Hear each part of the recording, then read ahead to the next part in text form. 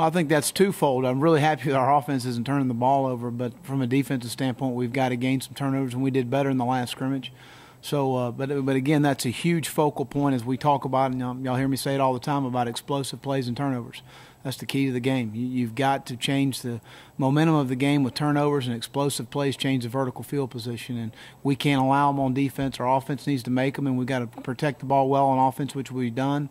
And defensively, we've got to gain some turnovers and momentum for our team.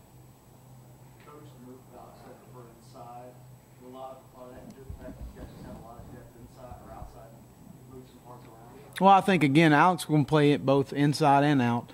But as much as anything to me, it's about getting your best 11 guys on the field. And Alex is certainly one of those guys that figures into that mix right now. And we've got about 5 guys we're repping inside, including Alex. And real pleased with his progress so far. He's a big athlete. He's going to continue. His body's going to continue to grow and mature. He's just a true sophomore. So I think as things progress down the road, I think that's the most logical thing for him, and it's the best for Texas.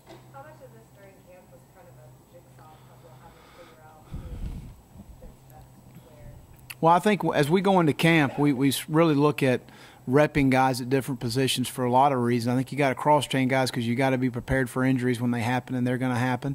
You've got to have guys exposed within the scheme to different things defensively as far as the position is concerned. So I think that's important to expose players as much as you can in camp when you don't have the pressure of a game plan. Now, as we work into game plan, we also find out who can handle a lot of information and who can handle 2 positions in a game week setting. So we narrow that down, and again, we get the best 11 on the field in the situations, and we situation so much of what we do defensively as far as, having the best rush package, the big package, the different packages we have, and we just put the best 11 on the field in those situations, in our opinion.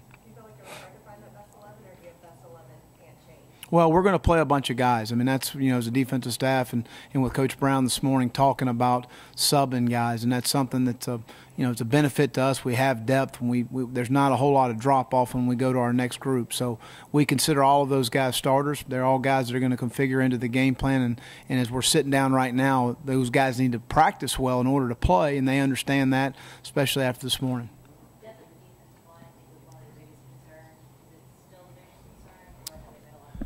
I don't know that the depth's an issue. I think it's more than anything experience and playing well.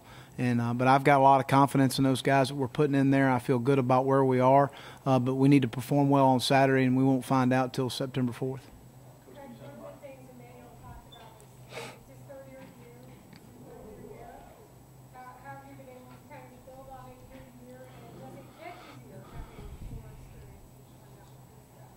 Well, just from a terminology standpoint, we're going back and watching cut-ups from our first year, and it's amazing some of the things we didn't execute very well that now come very easy to our players.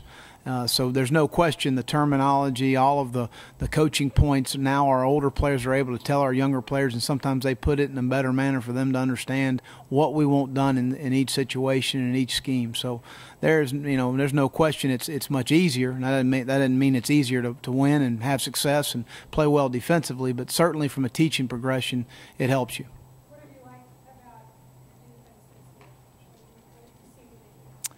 Well, I think, there's been a good work ethic. I think you take some of our seniors, and Sam Macho's a guy that jumps out at you. Dustin Ernst, Jared Norton, Eddie Jones, Shockey and Curtis Brown. They've all been guys that have gone out and worked hard. And they really have followed the practice examples of just the 2 years that I've been here. We practice well. We practice hard. Our guys understand that if they don't practice well, they don't practice hard, they don't play on Saturday. So, but that's been the most pleasing thing for me as far as just their overall work ethic. Coach, specifically, can you talk about Tyrell Higgins and the improvement that he's made to get him in the position he's in right now? Right. Well, I think Tyrell, more than anything, in the off-season did a good job in the weight room in our conditioning explosive power program, and that's where he's made the biggest change as much as anything. But he's stronger, he's heavier, he's about 285 now at the point of attack. He can hold better on the double teams as opposed to spring ball and even back into the fall. But he's answered the call as far as our challenges to him to become a better player and become a better contributor to our football team. And we're going to play about 5 guys inside, and he certainly is one of them. He can play the 3 technique, he can play the nose, so he gives us some variety, and he can also rush well in loose down situations.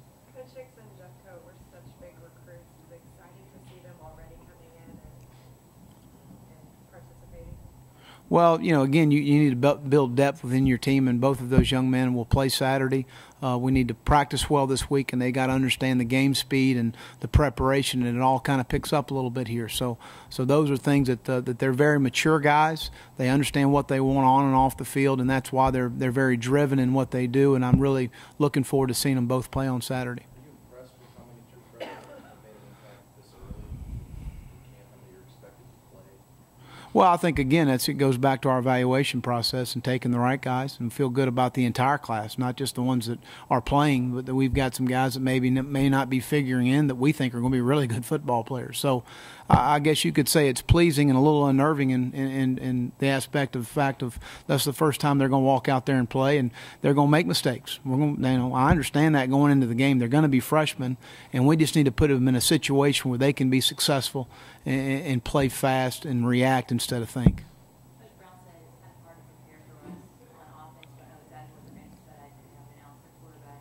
How do you prepare? Well, I think any first game is a little unnerving for me from the standpoint of what have they done in the offseason, who have they visited, how have they changed. They've had an awful lot of time to watch what we do. Obviously, we tweak our system a little bit every year in what we do. So I always tell the guys prepare for the unexpected. And that's normally in the games we play. We're going to face something different, whether it's game 1 or game 8. People are going to do some different things to us, especially during the game. We just need to do a nice job of adjusting everything out, doing a great job with communication. That's what I've really been trying to emphasize as much as anything. And then let's don't panic. Let's get on the sideline. Let's make adjustments. And we've got enough experience built up now. We've got enough snaps that I feel pretty comfortable with that. Coach Ashton Dorsey, another freshman. I mean, looks like he's done a little bit more to prepare himself, at least early on than the other guys. Just talk about the progress he's made over the last couple of weeks. Well, I think Ashton is a really good athlete for an inside player. He's got really good flexibility. He's got good punching power. He can hold the point. The same issues that most big defensive linemen go through, playing hard all the time. That's just something you got to learn to do, and that's hustle's a habit. You either do it or you don't, and that's what we're really challenging him with right now. And again, I've been very pleased with Ashton. I'm very pleased with where he is. But we need to continue to press forward, and he needs to continue to press forward with his progress to improve, because it's a long season. And we don't know how many snaps we're going to need to count on him in Game 5, Game 8, Game 10.